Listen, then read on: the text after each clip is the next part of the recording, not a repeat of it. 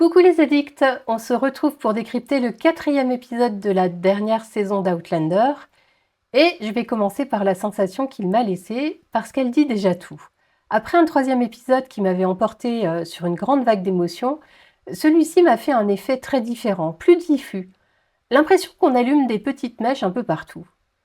Pas de grands brasiers, pas encore, juste des étincelles ici et là sur presque tous les personnages à la fois. Alors c'est un épisode moins bouleversant, je vous le dis honnêtement, mais d'une densité remarquable. Et la preuve qu'il fonctionne, c'est que je ne l'ai pas vu passer. Quand il s'est terminé, je l'ai même trouvé un peu court, surprise que ce soit déjà fini, tant il y a de choses dedans. Si vous arrivez ici sans connaître la maison, un mot pour vous. Ces décryptages naissent d'abord sur mon Patreon, où mes addicts les reçoivent en avant-première, avant de venir ici avec vous. Alors vous abonner et activer la cloche ne vous coûte rien, et c'est le petit geste qui aide ces vidéos à rejoindre d'autres fans d'Outlander. Au programme, comme toujours, je vous parle du titre, de la title card, de mes impressions, mon top, mon flop, et puis quelques grandes thématiques pour aller fouiller sous la surface. Installez-vous, on y va. Je vous parle d'abord du titre et celui-ci me fait sourire. Mousquet, liberté et choucroute, c'est aussi inattendu que ça en a l'air, et pour cause, c'est un toast, celui que portent Fergus, Marsali, Roger et Brianna autour d'un verre de whisky de la cuvée Fraser. Regardez un peu comme ce toast raconte l'épisode en 3 mots. Les mousquets, c'est la guerre qui approche et cette course aux armes qui met tout le monde en mouvement. La liberté, c'est ce que chacun recherche à sa façon. Et puis la choucroute, c'est l'idée la plus maligne de l'épisode. Pour faire passer l'or des Français sans éveiller les soupçons, on le cache dans un tonneau à double fond sous une bonne couche de choucroute qui sent bien fort. Bah oui, il faut que ce soit repoussant pour que personne n'ose y mettre le nez dedans. Le plus humble protège le plus précieux. Voilà une image qu'on va essayer de garder parce que dans cet épisode, presque rien n'est là où on l'attend. La title card de son côté nous montre des mains, sans doute celle de Brianna, qui prépare du matériel de peinture. C'est une belle title card, douce, délicate, et ça contraste assez nettement avec l'ouverture sur les lingots d'or posés sur la table de la cuisine. D'un côté, le calcul et la guerre, et de l'autre, la création. Et ce détail n'est pas qu'esthétique à mon sens, ce sont précisément ces pinceaux qui vont mettre Brianna en route. Officiellement, elle part à Savannah peindre le portrait d'Amaranthus et de son bébé, une commande de Lord John destinée à son frère Hal, et en réalité, c'est une couverture pour acheter des armes, mais c'est aussi ce prétexte qui va la conduire jusqu'à William. Je vais vous décrire cet épisode par ce qu'il n'est pas, parce que c'est assez éclairant. Il n'a pas de grande scène pivot, pas de climax unique vers lequel tout converge. C'est un épisode clairement éclaté qui s'éparpille volontairement entre une foule de personnages et de lieux, et le tour de force, c'est qu'il reste parfaitement maîtrisé. On passe de Savannah au Ridge, de Fergus à Brianna, de Claire à Roger, et pourtant on ne se perd jamais. Et autre chose qui m'a frappée, Jimmy et Claire, d'ordinaire au centre de tout, s'effacent un peu dans l'épisode. Ils sont là bien sûr, mais l'épisode laisse beaucoup de place à l'ensemble, aux personnages qu'on peut dire secondaires. Et ça lui donne une vraie respiration chorale. Ce qui porte tout ça, c'est l'écriture et surtout sa fidélité au roman. Énormément de dialogues sont repris presque mot pour mot des pages de Diana Gabaldon, et ça, mes addicts l'ont savouré et d'autres fans aussi. Et je vous donne 3 exemples. La discussion entre Claire et Fanny sur les maisons, cette idée magnifique que les lieux où l'on vit longtemps absorbent un peu de ceux qui les habitent. Ça, c'est du livre, presque à la virgule. Il y a aussi le savoureux échange entre Fanny et Elspeth sur les vertus et les vices, où Fanny dit à Elspeth que satisfaire un homme en 2 minutes est une vertu. Lol, mais ça aussi, c'est du livre. Et puis bien sûr, la réplique de Fergus sur son père, sur laquelle je reviendrai longuement. Retrouver les mots même de la romancière pour la lectrice que je suis, c'est un vrai bonheur et une belle marque de respect pour son œuvre. Côté image, je veux pointer ces grands plans larges sur le ridge, ces chevauchées, ces scènes au jardin, où l'espace, la lumière et la terre prennent une vraie présence. On respire, on sent l'Amérique, et ça donne de l'ampleur à l'ensemble. Et puisqu'on est dans les éloges, un mot sur l'interprétation, parce que plusieurs comédiens tirent clairement l'épisode vers le haut. César Dunboy, d'abord, bouleversant en Fergus, dont je vous reparle plus bas. La jeune Flory May Wilkinson, épatante de justesse en Fanny, je crois que j'en ai parlé dans le décryptage de l'épisode 3.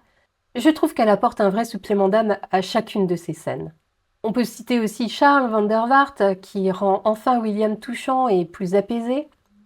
Et puis notre savoureuse Elspeth Cunningham, hein, jouée par Frances Tomelty, qui rend ce personnage bien plus trouble qu'il n'y paraît.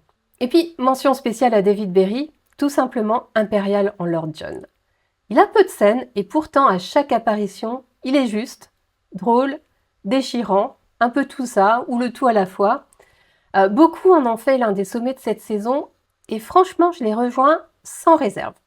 Un dernier mot sur un détail de costume qui m'a frappé, c'est le retour des tartans. Ils avaient quasiment disparu ces dernières saisons, et là j'ai l'impression qu'on les voit partout, jusque sur Yann, lui qu'on a connu ces dernières saisons habillé à la mode Mohawk, et sur cette terre d'Amérique où ils se battent désormais, les fraiseurs et les leurs réaffichent par l'étoffe, par le costume, d'où ils viennent et qui ils sont. Comme un motif visuel qui dialogue avec tout ce que l'épisode raconte sur l'identité, et on va y revenir.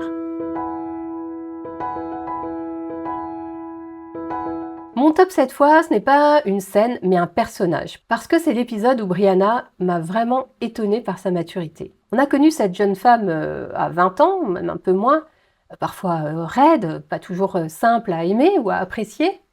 Et regardez un peu où elle en est. Une femme accomplie, une mère, une fille, et puis surtout une médiatrice. Elle est celle qui apaise, celle qui relie.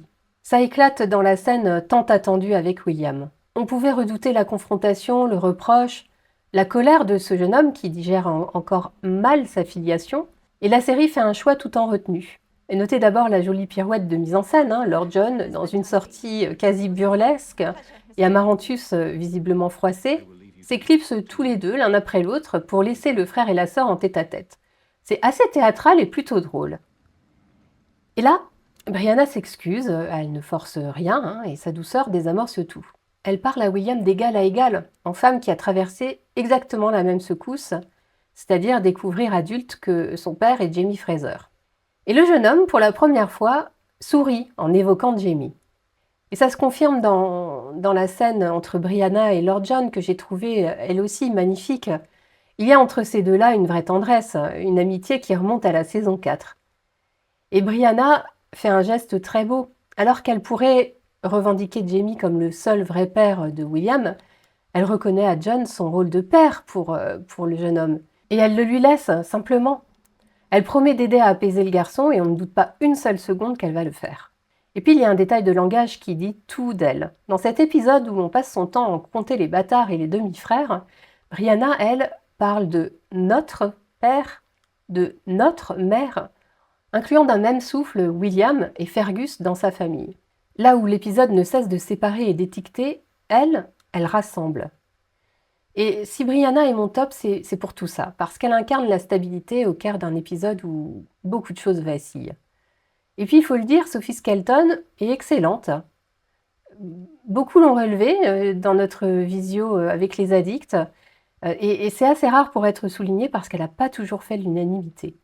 Et je pense que l'actrice donne enfin cette assurance tranquille, cette épaisseur de femme qui a trouvé sa place.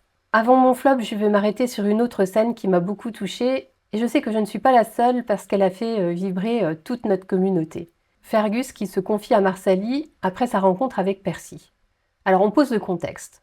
Percy, un homme dont on précise tout de suite qu'il est un parfait opportuniste, vient annoncer à Fergus une filiation possible, prestigieuse, avec le comte Saint-Germain. Un nom qui vous dit sans doute quelque chose, c'est un personnage de la saison 2, les fidèles le connaissent bien. Une lignée noble, un héritage, des terres, enfin de quoi faire tourner la tête de n'importe quel orphelin. Et puis il y a là quand même une ironie qui donne le vertige. Ce père putatif, ce comte, c'est précisément l'homme que Claire a empoisonné dans la saison 2, dans la chambre étoilée. Autrement dit, celui dont Fergus pourrait porter le sang a péri de la main de celle qu'il considère comme sa mère de cœur. Tout Outlander tient dans ce genre de nœud narratif. Et c'est là que Fergus prononce cette réplique qui m'a serré le cœur. On lui a dit ce que tout orphelin rêve d'entendre, c'est ce qu'il rapporte à Marsali. Monsieur Beauchamp told me what every orphan wants to hear, that I'm the son of a great man. But I'm already the son of a great man.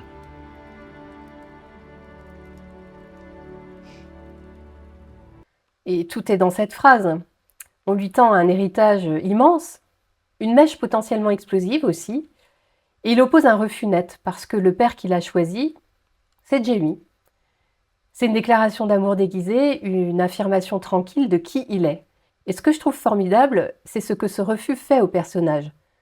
Parce que pour moi, il en ressort grandi, raffermi dans son identité. Et pour la fan que je suis, c'est aussi un vrai plaisir de retrouver enfin Fergus au cœur d'un vrai fil narratif. Vous en souvenez, on l'avait quitté dépressif lors de la saison 6. Alors le voir ainsi, debout, lucide, maître de ses choix, eh ben, ça fait du bien. Alors, en contrepoint, pour la lectrice que je suis, et peut-être que d'autres sont comme moi, j'ai un petit pincement d'adaptation sur cette scène, parce que dans les romans, Fergus adresse cette phrase, je suis déjà le fils d'un grand homme, il l'adresse directement à Jamie, et c'est l'une des plus belles déclarations de tout son parcours. Alors j'aurais adoré voir la réaction de Jamie face à cette mise à nu. La série a préféré la confier à Marsali, et la réaction de Marsali, qui connaît son Fergus par cœur, est très juste. Ah, mais je vous avoue, une toute petite nostalgie de la version du roman. Alors cela dit, le jeu de César est si habité que la scène fonctionne pleinement. L'acteur a rarement droit à un moment de cette ampleur et en tant que fan du personnage, j'étais vraiment comblée. Pour mon flop, je serai honnête et tendre à la fois parce qu'il ne s'agit pas d'un défaut d'écriture mais d'un choix de réalisation qui m'a fait tiquer au pire endroit possible. Avant le départ d'Ian et Rachel, Jamie récite une bénédiction de voyage, très belle, tirée du Carmina Gadelica, ce recueil de prières et de chants traditionnels des Highlands. Et pour les lecteurs, c'est fidèle au roman, le moment devrait nous cueillir. Sauf qu'à mon goût, la mise en scène gâche tout. On aligne les personnages côte à côte, en haut de la crête, tous tournés vers l'horizon, à regarder au loin pendant que la musique enfle. Et ça sonne terriblement figé, presque cliché. Ça m'a sorti de l'émotion au premier visionnage et ça m'en a encore sorti lors de mes visionnages suivants. Alors pourquoi ça m'a sorti comme ça de la scène? Parce qu'en fait, je pense qu'il faut distinguer deux sortes de scènes. Il y a cette scène qui naît d'elle-même, où les personnages sont là pour de vraies raisons et disent des choses vraies.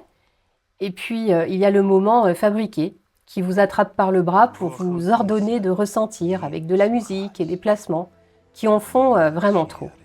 Et la prière, hélas, bascule du côté du moment fabriqué. Et le plus frustrant, c'est qu'elle arrive juste après une scène superbe entre Jamie et Ian, une scène sobre, retenue et vraiment juste. On passe du vrai à l'artificiel en quelques secondes. Voilà, c'est mon seul bémol, posé avec affection, parce que la prière elle-même, je vous l'ai dit, je ne remets pas en question, c'est magnifique. Mais c'est son emballage qui ne lui rend pas justice. Alors pour mon premier thème, j'ai choisi un fil qui m'a vraiment marqué. Et attention, parce qu'on touche à un thème qu'Outlander explore depuis toujours, c'est la filiation. Mais là, l'épisode lui donne un angle presque inversé. D'habitude, on nous parle d'un héritage qu'on reçoit et qu'on transmet, et ici, l'épisode raconte l'inverse. C'est le droit de refuser un nom qu'on veut vous coller, et de choisir qui l'on est. Alors Fergus en est l'exemple le plus pur, on vient d'en parler, mais voyez un peu comme le même geste traverse l'épisode et de façon troublante, parce que Fergus et William vivent ici la même histoire, à l'envers l'un de l'autre. Deux enfants nés hors mariage, de bâtards, comme on disait à l'époque, sauf que Fergus découvre une mère biologique qu'il a détestée et un père monstrueux, là où William, lui, a grandi entouré de parents adoptifs aimants. Et leurs réactions se répondent en miroir. Fergus refuse le nom qu'on lui propose, tandis que William voudrait renoncer au sien, à ce titre de comte devenu un fardeau. Et c'est Amaranthus qui offre à William la plus belle formule. Et elle pourrait servir de devise à toute la thématique. Well, you may disagree. I believe a title is something you simply have, not something you are. Et au fond, tous ces personnages disent la même chose, qui est sans doute le cœur battant de l'épisode. Les liens du cœur priment sur les liens du sang. Fergus choisit Jamie contre un comte, Brianna offre sa famille à William, Lord John est un père sans être un géniteur. Le sang ici ne décide de rien. Ce qui compte, c'est qui l'on choisit d'aimer et qui l'on choisit d'être. Le deuxième thème prolonge ce que la saison installe depuis le début. La menace qui se rapproche, mais avec une nuance qui change tout. Jusqu'ici, le danger restait diffus, lointain, une guerre qui montait quelque part. Et dans cet épisode, il prend un visage, un nom. et il franchit le seuil de la maison. Alors ce visage, bien sûr, vous l'avez compris, c'est celui du capitaine Cunningham. Et la scène où il débarque chez Claire est vraiment glaçante. Il n'attend pas sur le pas de la porte, comme Claire lui suggérait. Il entre, il s'avance dans la maison comme s'il était chez lui, il observe les murs, les hauteurs, il jauge les lieux comme on repère les faiblesses d'une place forte. Et puis il se fait menaçant avec une femme seule, en lui glissant que sa belle maison doit sembler bien vide, son mari étant parti. Et là, Katrina Balfe joue ça admirablement. Claire fait front avec les mots, elle évoque le retour imminent de Jamie, mais son corps, lui, a un mouvement de recul, et les bras se croisent, ce qui trahit sa peur. Alors, j'ai pas du tout aimé cette menace, et c'est exactement l'effet recherché. Alors, pour les non-lecteurs, sachez que toute cette intrigue entre Cunningham et Claire est une invention de la série, elle ne figure pas dans les romans, ce qui la rend d'autant plus imprévisible et chouette à regarder quand on est lecteur. Reste une question qui m'a travaillé et qui a divisé les critiques. Pourquoi Jamie ne réagit-il pas plus fort? Pourquoi est-ce qu'il ne chasse pas Cunningham? Et sa réponse à Claire qui lui pose la question est assez limpide. Si on l'évince ou si on le supprime, un autre prendra sa place ou viendra le venger. Mieux vaut garder son ennemi tout près, sous les yeux. Mais le plus intéressant, c'est que la série refuse de faire de cette famille un bloc tout noir. Quelques scènes plus tôt, Madame Cunningham, Elspeth, débarque chez Claire, l'épaule déboîtée, et Claire la lui remet en place. Alors pour les fidèles, le geste a une saveur particulière. C'est exactement de cette façon que Claire avait rencontré Jamie en saison 1, épisode 1, en lui remettant l'épaule en place. Un retour aux fondamentaux du personnage aussi, cette guérisseuse à qui même ses adversaires viennent se confier, parce qu'ils savent qu'elle les soignera quoi qu'il arrive. Et la scène entre Claire et Madame Cunningham est un régal parce que Elspeth, un peu grisée par le whisky, laisse tomber sa façade rigide et se révèle drôle, vive, presque attachante. On comprend que son austérité est un masque social et qu'il y a en dessous une autre femme. Et toute cette scène prépare en réalité un conflit bien plus riche, plus émotionnel et moins manichéen. Claire et Elspeth s'apprécient sincèrement et pourtant tout les sépare. Le jour où il faudra choisir un camp sera d'autant plus douloureux. Et puis, il y a ce petit détail que les addicts ont remarqué en visio et que je vous rapporte parce que je le trouve parlant, même si je ne suis pas sûre d'y croire entièrement.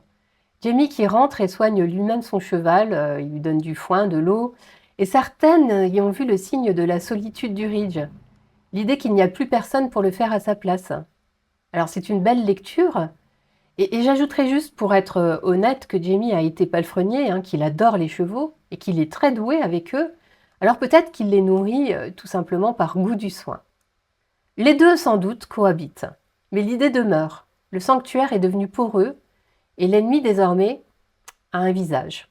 Voici le thème qui me tient le plus à cœur parce qu'il est presque invisible, et pourtant essentiel, et qu'il nous concerne nous, francophones, au premier chef. Dans cet épisode, c'est la langue française qui sert de révélateur, qui fait remonter à la surface des origines enfouies. Tout part d'une scène très douce entre Claire et Fanny, la nuit, dans la grande maison qui craque sous le vent, et la petite raconte que sa sœur Jen lui disait « Bonne nuit ma chérie », alors en VO. He used to whisper, "Good night, Marshall," before we went to sleep. She spoke French. A little. She said that's what our mother used to call me. Marshall. Et Claire se trouble. Pourquoi? Tout simplement parce que Fanny et Jen ne sont pas censées être françaises. Et là, on va approfondir les explications parce que vous avez tous vu l'épisode et que vous connaissez la saison 2. Donc il n'y a pas de spoiler. Mais souvenez-vous de Faith, la première fille de Claire et Jamie, perdue à la naissance, en France, dans la saison 2. Depuis le début de cette saison 8, la série multiplie les petits indices, laissant penser que Faith aurait peut-être survécu et qu'elle pourrait être reliée à Jane et Fanny. Et ce « ma chérie » en français a pris de leur mère est l'un de ces indices. Si leur mère parlait français, comme une enfant élevée en France, alors la piste se renforce. Voilà pourquoi Claire est bouleversée. C'était pas confirmé, c'est une graine que la série plante avec délicatesse, mais elle est limpide une fois qu'on la voit. Alors à noter qu'on perd totalement cette nuance en VF, parce que vous ne distinguez pas que le « ma chérie » est prononcé en français dans le texte dans la VO. Et puis la langue française irrigue d'autres parties d'épisodes, surtout à travers Fergus. Lui qui est né en France, dans un bordel parisien, parle français à plusieurs reprises. Et c'est en français que remonte son passé. Le prénom de sa mère d'abord, Amélie Levigne-Beauchamp, le toast qu'il porte à ses amis, To muskets, liberty and sauerkraut, mes amis. et cette réplique en français dans le texte où il reconnaît avoir connu une jeune fille de ce nom avant d'ajouter qu'elle est morte. Perhaps the name of the woman in question will convince you. Amélie Levine Beauchamp. J'ai connu une jeune fille qui s'appelait Amélie, ouais, mais elle est morte il y a longtemps. Le français ici, c'est la langue des racines, celle qui dit d'où l'on vient vraiment. Et c'est là que je dois pousser un petit coup de gueule, partagé par beaucoup d'entre vous en visio, sur la version française. Ça aurait pu être mon flop, franchement. Parce que cette nuance capitale, la version française l'a fait purement et simplement disparaître. Quand Fanny dit que sa mère parlait français et que Claire, bouleversée, demande « Elle parlait français ?»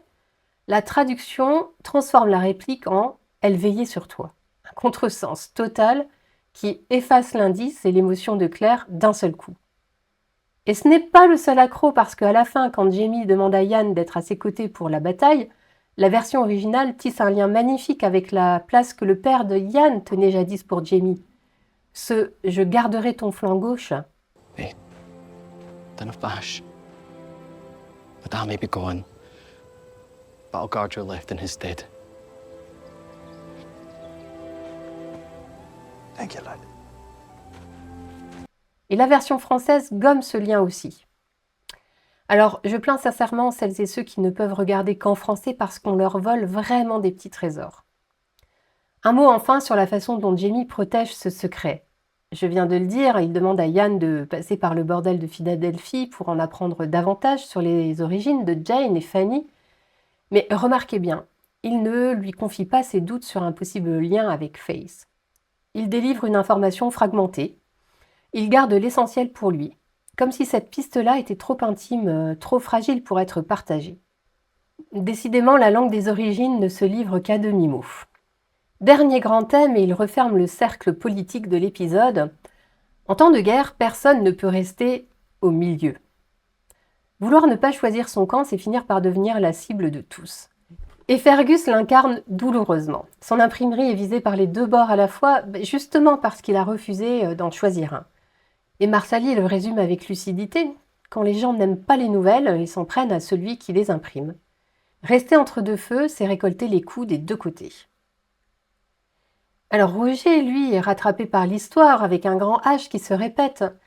Il croyait négocier tranquillement des armes auprès du colonel Francis Marion, un véritable personnage historique, surnommé le renard des marais, et le voilà piégé dans un camp militaire dont il ne peut plus sortir à la veille d'une bataille. Pour les plus fidèles, difficile de ne pas repenser à la saison 5, à Alamance, où il s'était déjà retrouvé coincé au milieu des combats, après être simplement allé parler avec Murtagh et avec les conséquences que l'on connaît. Et puis, il y a un beau geste de sa part que j'aimerais souligner. Francis Marion lui propose un fusil. Il le refuse, et je pense que la raison est double. Non seulement tuer va contre ses convictions d'homme de foi, mais en plus, il n'est pas vraiment adroit avec un fusil. Vous vous souvenez du début de la saison 5. Et en revanche, lorsque Marion lui propose de se battre à l'épée, cette arme que Jamie lui a appris à manier, finalement, il accepte, parce que ça lui correspond beaucoup mieux. Roger ne renonce pas à se battre, il choisit simplement sa façon de le faire. Et puis il y a Ian, que le passé rappelle brutalement. Rachel découvre dans un journal le récit d'un massacre de populations natives dans le Nord, et Ian comprend aussitôt qu'il doit aller voir ce qu'il en est de sa première famille, de sa première épouse. Pour le contexte historique, vous le savez peut-être, mais ces violences renvoient à des événements qui se sont effectivement déroulés lors de la guerre d'indépendance, ces représailles terribles menées le long des terres iroquoises. Et donc Rachel décide d'accompagner Ian, et c'est une décision admirable et en même temps intéressée. Elle ne veut pas le laisser affronter seul son passé, par peur légitime d'être oublié. Aucun de ces personnages ne voulait choisir un camp. La guerre, elle, ne leur en laisse pas le luxe. Cet épisode sème aussi quelques graines qu'il faut savoir repérer parce que dans Outlander, le détail anodin annonce souvent la tempête. La plus belle surprise, c'est le retour de Buck qui réactive d'un coup tout le fil du voyage dans le temps, resté en sommeil depuis un petit moment. Pour les lecteurs, ce retour n'est pas dans les romans, et j'avoue que j'adore. Buck rapporte le carnet de voyage de Roger, il affirme aussi s'être occupé de Rob Cameron, et son arrivée suppose qu'il a voyagé jusqu'au XXe siècle avant de revenir au XVIIIe. Mes addicts à l'œil affûté ont d'ailleurs soulevé un vrai débat de date, alors je vous l'explique. Souvenez-vous, en saison 7, Roger découvre dans des documents généalogiques la date de la mort de Buck. Et il en parle même avec lui. Or, cette date correspond à l'année où Buck a disparu pour la première fois au XVIIIe siècle, en laissant derrière lui sa femme Morag et leurs enfants. Alors, comme il n'est jamais revenu auprès des siens, on l'a sans doute cru mort et consigné comme tel, sans certitude. Alors, voilà qui éclaire un peu le débat sur les dates. Une chose est sûre, si on ramène ce personnage, c'est qu'il a un rôle à jouer probablement auprès de Jamie. Au passage, un petit clin d'œil que les fidèles auront savouré, Buck réclame à Claire un sandwich au beurre de cacahuète, exactement le premier repas que Roger et Brianna lui avaient offert quand il avait atterri chez eux au XXe siècle. Et il y a dans ces retrouvailles une note que je trouve bouleversante. Quand Jamie regarde Buck, il lui dit qu'il lui rappelle son père, il accueille avec chaleur le fils de Dougal, cet oncle qu'il a pourtant affronté à mort à la fin de la saison 2. Là où Claire n'aurait sans doute pas pu masquer sa colère, Jamie a laissé le temps faire son œuvre. C'est tout lui, et c'est vraiment très beau. Côté intrigue qui couve, gardez l'œil sur Percy. Cet opportuniste n'a pas dit son dernier mot. L'offre faite à Fergus, ses terres à vendre à des colons français, reste sur la table, et un homme comme lui ne lâchera pas si facilement. Et il y a Amaranthus elle-même qui divise tellement. Manœuvrière opportuniste ou jeune veuve isolée qui cherche simplement à survivre dans un monde où une femme seule n'est rien. Ce qui trouble, c'est qu'elle parle déjà de remariage et d'héritier alors que rien ne confirme la mort de son mari, ce que William lui-même peine à croire. Alors beaucoup d'entre vous ont vu l'interview où l'actrice qui incarne Amaranthus, Carla Woodcock, et Charles van der Vaart qui joue William, reviennent sur ce personnage. Et ils laissent entendre tous les deux qu'Amaranthus n'est pas forcément la calculatrice qu'on croit voir. En tout cas, l'actrice est charmante. Et donc le débat est ouvert et je ne le trancherai pas, à chacun de faire son propre avis. Et puis notez enfin ce geste de Francis Marion qui donne une tape sur l'épaule de Roger.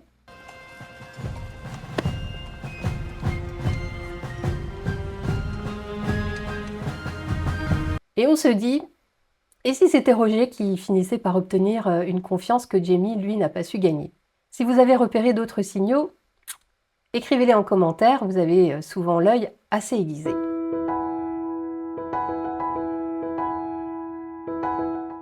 Au final, après le visionnage de l'épisode, quelle est la sensation qui domine chez moi? C'est celle d'un épisode éclaté, mais parfaitement maîtrisé, et qui assume de ne pas avoir de grand climax. Je vous l'avais dit en introduction. Sa force, c'est justement cette dispersion organisée, cette façon d'allumer des mèches un peu partout sans qu'aucune n'explose encore. Comptez-les avec moi, ces mèches. Cunningham qui s'invite chez Claire et fait entrer la menace dans le foyer. Fergus sommé de revendiquer un père qu'il refuse. Buck qui ressurgit du futur et rouvre le fil du voyage dans le temps. Roger piégé dans un camp à la veille d'une bataille. Ian rappelé vers son passé par un massacre. William qui se rapproche dangereusement d'Amaranthus. Et ce « ma chérie » murmuré en français qui rouvre tout doucement la plaie de Faith. 7 étincelles, au bas mot, et pas une seule n'est embrasée. C'est vertigineux et c'est exactement ce qui rend la suite si attendue. Et si je ne devais retenir qu'une idée de toutes ces histoires entremêlées, ce serait celle-ci qui les relie en secret. Les liens du cœur priment sur les liens du sang. Fergus le crie, Brianna le prouve, Lord John l'incarne. Dans une saison qui parle de guerre, d'héritage et de survie, c'est une bien jolie boussole. Avant de vous laisser réagir, un petit conseil. Replongez-vous dans l'état d'esprit du jour où vous avez découvert l'épisode. Et puis dites-moi en commentaire. Ce « ma chérie » de Fanny, vous l'aviez capté? Et Amaranthus, sincère ou stratège? Un mot pour vous dire ce que vous trouverez sur Patreon. Parce que cette communauté, c'est le cœur battant de mon aventure. Un petit cocon avec une communauté d'une bienveillance folle, un book club toutes les 3 semaines, une visio en direct tous les mois pour refaire le monde Outlander ensemble. Et surtout, toutes mes vidéos sous-titrées en français, dont les interviews des acteurs que je réserve à mes membres. C'est concrètement ce qui fait vivre tout l'univers Outlander Addict, cette chaîne en particulier. C'est ce qui permet de porter ces contenus jusqu'aux fans francophones, de faire le montage des vidéos et de les mettre en ligne. Alors si le cœur vous en dit, la porte est grande ouverte, premier palier au prix d'un cappuccino. Et je ne vais pas m'en aller sans une pensée toute particulière pour tous mes addicts officiels, celles et ceux qui me soutiennent depuis le tout début ou ceux qui sont arrivés récemment dans la communauté. Pensée particulière à mes addicts passionnément à la folie. Du fond du cœur, merci à tous. Sans vous, rien de tout ça n'existerait. Un dernier mot pour vous dire de tout de suite aller appuyer sur le pouce. Pourquoi pas de partager la vidéo pour la faire découvrir à d'autres fans comme vous, à des amis, à vos amis Outlander, aux Sassonards. C'est le signal qui dit à YouTube que ces vidéos méritent d'être vues. Et c'est comme ça qu'on a grandi notre famille. On se retrouve très bientôt pour le 5e épisode. Et j'ai déjà hâte de vous en parler. Et d'ici là, prenez soin de vous.